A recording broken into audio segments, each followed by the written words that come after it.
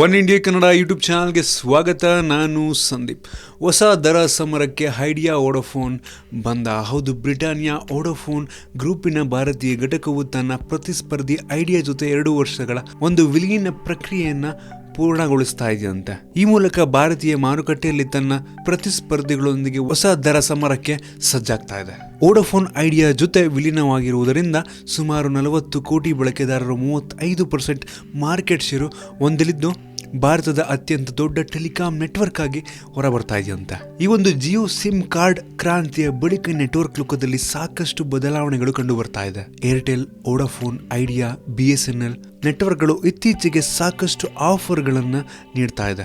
ಇದೀಗ ಐಡಿಯಾ ಮತ್ತು Vodafone ಜೊತೆಯಾಗಿರುವುದರಿಂದ mobile ಲೋಕದಲ್ಲಿ ಮತ್ತೊಂದು ಕ್ರಾಂತಿಯೇ ಆಗ್ಬೋದು. ವೋಡಾಫೋನ್ ವಿಶ್ವದ 2ನೇ ಅತ್ಯಂತ ದೊಡ್ಡ ಟೆಲಿಕಾಂ ನೆಟ್ವರ್ಕ್ ಆಗಿದ್ದು 2007ಕ್ಕೆ ಭಾರತದ ಮಾರುಕಟ್ಟೆಗೆ ಲಗ್ಗೆ ಇಟ್ಟಿತ್ತು. ಈಗ ವೋಡಾಫೋನ್ ಮತ್ತು ಐಡಿಯಾ ಒಂದಾಗಿರುವುದರಿಂದ ಏನಾದರೂ ಜಿಯೋಗೆ ಎಫೆಕ್ಟ್ ಆಗುತ್ತಾ? ಕಾದು ನೋಡಬೇಕಾಗಿದೆ.